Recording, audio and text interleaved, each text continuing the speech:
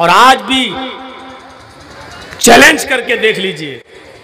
आए यहूदियों, तुम अपनी किताब तौरात लाओ और एक बियाबान मैदान में रखो। आए ईसाइयों, तुम अपनी इंजील लेकर आओ, एक बियाबान चटियल मैदान में रखो। आए हिंदू भाइयों, तुम भी अपनी आकाशीय ग्रंथ, आदि ग्रंथ, वेद वगैरह लेकर आओ, एक चटियल मैदान में, बियाबान मैदान में रखो। मुसलमानों से भी कहो कि वो अपनी किताब कुरान करीम को लेके आए, एक साफ सुथरे मैदान के अंदर उसको भी रखें। दुनिया में एक भी तौरात बाकी नहीं रहे, एक भी इंजील का नुस्खा ना रहे, एक भी वेद का नुस्खा ना रहे, एक भी कुरान बाकी ना रहे, सारे के सारे उठाकर एक मैदान में रख दिए जाएं। फिर घासलेट डालकर, तेल डालकर सारी की सारी किताबों में आग लगा दी जाए, सबको जला दिया जाए, सारी किताबें जल जाएं। अब फिर देखिए कि तौरात को जिंदा होती या नहीं, इंजील जिंदा होती या नहीं, वेद जिंदा होता या नहीं, कुरान जिंदा होता या नहीं। जो जिंदा रहे, जो जलाने के बाद भी न जले, जो मिटाने के बाद भी न मिटे, समझ लो कि वही असली धर्म है, वही असली किताब है, वही असली मजहब है, वही असली मजहब की पहचान है। ईसाइयों, मैं चैलेंज देता हूं, काबे के रब की कसम खाकर कहता हूं कि तुम्हारे इंजील जलने के बाद एक भी कोई इंजील लिखी नहीं जा सकती है। यहूदियों, तुम्हारी किताब तौरात जला दी जाए तो एक भी यहूदी अपनी तौरात को हूबहू दोबारा पेश नहीं कर सकता है। हिंदू भाइयों, तुम्हारे वेद जला दिए जाएं तो हिंदुस्तान नहीं, दुनिया का कोई पंडित सारे के सारे मिलकर भी वेद को दोबारा लिख नहीं सकते और उसको हूबहू सेम टू सेम पेश नहीं कर सकते। लेकिन अगर तुम चैलेंज करो कि मुसलमानों तुम अपना कुरान लेकर आओ, तो उसी मैदान में कुरान जल जाने के बावजूद भी, सारी किताब जल जाने के बावजूद भी, हमारे 70 और 80 साल के बुजुर्ग नहीं, 10, 11, 12 साल का एक बच्चा अलिफ से लेकर बिस्मिल्लाह की बे से लेकर वन्नास की नासीन तक आपको हूबहू वैसा ही कुरान सुना देगा जैसा कि तुमने जलाया है और जिसको मिटाने की कोशिश की है। मेरे भाइयों, जो चीज जलाने से न जले, मिटाने से न मिटे, वही असली होती है, उसी को असली कहा जाता है। अल्लाह रब्बुल आलमीन ने तौरात नाजिल की, लेकिन ये नहीं कहा कि मैं कयामत तक इसकी हिफाजत करूंगा। अल्लाह ने इंजील नाजिल की, लेकिन ये नहीं कहा कि कयामत तक मैं इसकी सुरक्षा करूंगा, हिफाजत करूंगा।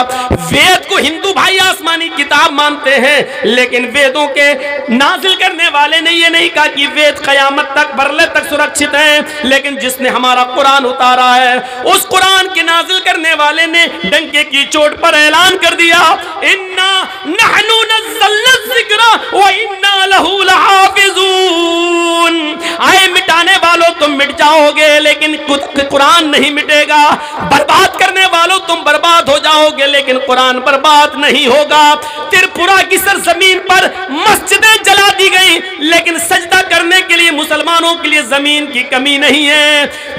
हमारी मस्जिदों में कुरान के नुस्खे जलाकर राख कर दिए गए, लेकिन उसी मस्जिद के पड़ोस में एक 10 साल का बच्चा हाफिज कुरान है, वो अल्हम्दुलिल्लाह रब्बिल आलमीन की तिलावत करता हुआ नजर आता है और मोदी और योगी के गुंडों से कहता है कि तुम्हारी हस्ती नहीं जो इस कुरान को मिटा दो, तुम्हारी हस्ती नहीं जो तुम हमें बर्बाद कर दो, तुम्हारी हस्ती नहीं जो हमारी मुकद्दस किताब को इस दुनिया से बैंड कर दो।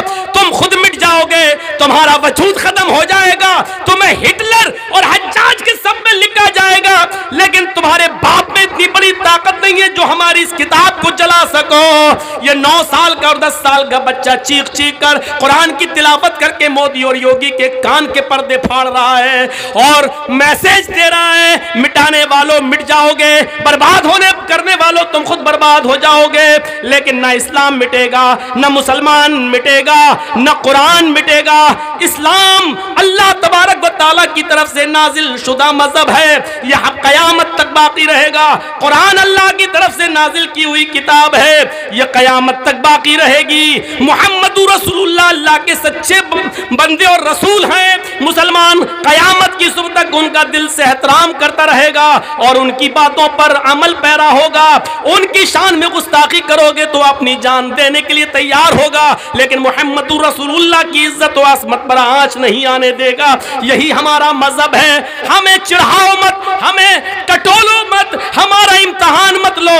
हम सब्र के पैकर हैं, लेकिन सब्र का पैमाना जब लबरेज होता है तो हम जान देना भी जानते हैं और जान लेना भी जानते हैं। हमारे इस्लाम ने हमें आखिरी रास्ता कुछ और भी बताया है कि दुश्मन के सामने हथियार मत डालो, लड़ते हुए या तो मर जाओ, शहीद हो जाओ, या मार कर गाजी कहलाओ। हमारे मजहब ने फिर हमें इस बात की इजाजत भी दी है। इसलिए बेहतर होगा कि राजनीति जिस गंदे तरीके से कर रहे हो करते रहो, लेकिन हिंदू मुसलमान की राजनीति करके अपने पैरों में कुल्हाड़ी मत मारो। हिटलर मिट गया, हज्जाज मिट गया, आने वाला 100 साल के बाद की तारीख में मोदी को जालिम लिखा जाएगा, मोदी को जुल्म के नाम से याद किया जाएगा। उस वक्त अफसोस ये है कि मौलवी जर्जीस जिंदा ना होगा, हम और आप जिंदा ना होंगे।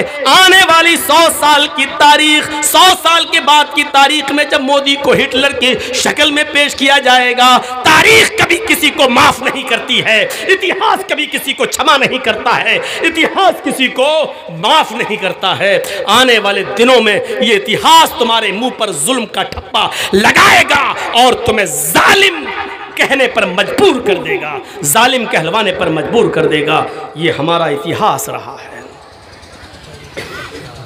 वरना इस्लाम भाईचारे की दावत भी देता है, एक दूसरे को अपना ब्लड देने की दावत भी देता। नहीं, अगर आपका ब्लड किसी को काम आ रहा है, खैर मुस्लिम ही सही, लेकिन देकर उसकी जान बचाओ।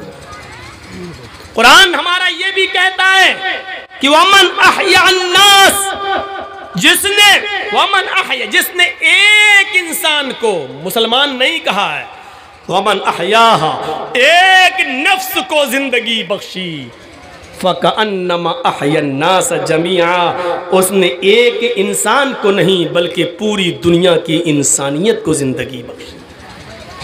हमारा कुरान ये भी कहता है कि हिंदू मुस्लिम मत देखो, सिख ईसाई मत देखो। अगर किसी की जान जा रही है और तुम बचाने पर कादिर हो, कोई डूब रहा है और तुम्हें तैरना आता है, तो तैर कर गोता लगाओ और उसको बचाओ। तुमने एक को नहीं बचाया, पूरी इंसानियत को तुमने बचाया। इंसानियत की सारी हदें पार करने की इजाज़त देता है इस्लाम, लेकिन इबादत में और दीन के साथ समझौता करने की इजाज़त नहीं देता है इस्लाम। इस्लाम का कलमा ही हमें यह बताता है, अल्लाह को बाद में मानो, पहले दूसरे झूठे खुदाओं का इनकार करो। और आप देख लो, पहले यही कहा जाता है ला इलाहा, कोई माबूद नहीं है। जब इंसान ला इलाहा कहता है तो उस वक्त वो अल्लाह का भी इनकार कर रहा है। ला इलाहा, कोई माबूद है ही नहीं। पहले इनकार करो सबका, जब सबका इनकार करके ठुकरा दो तब एक का इकरार करो, इल्लल्लाह, सिर्फ एक अल्लाह के। उसको ये भी गवारा नहीं कि मुझे मानकर दूसरों का इनकार करो, नहीं, पहले दूसरों का इनकार करो फिर मुझे मानो। एक लम्हे के लिए अल्लाह को ये कबूल नहीं है। मान लो अल्लाह तू हमारा माबूद है, ये हमने मान लिया, अब कह रहे हैं और दूसरे लोगों को हम अपना माबूद नहीं मानते। लेकिन जब हमने कहा, इसका मतलब यह है कि उस वक्त तक दूसरों को मानता था, अल्लाह को मानने के बाद दूसरों का इनकार किया जा रहा। अल्लाह को ये मंजूर नहीं है, अल्लाह को मंजूर नहीं है। अल्लाह ने कहा पहले सबका इनकार कर दो, उसमें मैं भी शामिल हूं, मेरा भी कर दो, बाद में इकरार करो ला इलाहा, नहीं है कोई माबूद, फिर कहो इल्लल्लाह, सिवाय अल्लाह के, यानी अल्लाह के अलावा कोई माबूद नहीं है। पहले इनकार करो सबका, फिर इकरार करो मेरा। ये है इस्लाम की तौहीद। अच्छा आप ही बताओ और अक्ल से सोच के बताओ, पौवा खाली वालों, कितने लोग दिल्ली में काम करते हैं और कितने बम्बई में काम करते हैं? बहुत लोग हैं, आप वहाँ कमा रहे हैं, मेहनत कर रहे हैं और आपकी बीवी यहाँ रहती है। ईमानदारी के साथ बताओ, यहाँ से कोई आदमी घूमने गया दिल्ली और वहाँ से आपके घर रुका है, 2-4 दिन घूमने के बाद वापस आता है, आपने कहा साहब अब तुम अपने गांव जा रहे हो, मैं यार 4-5 महीने से यहीं हूँ, एक काम करो, एक साड़ी मैं खूबसूरत ख़रीद के दे रहा हूँ, ये मेरी बीवी को दे देना घर जाकर। और आप खूबसूरत साड़ी दिलाकर 5-6 हज़ार 10 हज़ार की साड़ी ख़रीद कर उसको देते हैं कि मेरी बीवी को दे देना। अब आपका पड़ोसी या आपके गांव का आदमी घर आता है और दरवाज़ा खटखटाता है, आपकी बीवी दरवाज़ा खोलती है, उसने कहा लीजिए साहब, आपके पति ने परदेश से आपके लिए साड़ी भेजी है, तो बीवी को तारीफ़ किसकी करना चाहिए, शौहर की या साड़ी देने वाले की? शौहर की। अकल कहती है शौहर की। लेकिन बीवी अगर दरवाज़ा खोलते ही ये कहे ओह आप साड़ी लाए हैं, और दरवाज़ा खोल दे और लकड़ी के दरवाजे के साथ साथ अपना दिल का भी दरवाज़ा खोल दे, आइए एक्सक्यूज़ मी, अंदर तशरीफ़ लाइए, चाय पी लीजिए, सट के बैठ जाए, आप कितने अच्छे हैं, आप हमारे लिए साड़ी लेके आए वहाँ से, और किसी ने फ़ोटो खींच के शूट करके भेज दिया आपको, तो आपको क्या होगा? डाइन, कुतिया,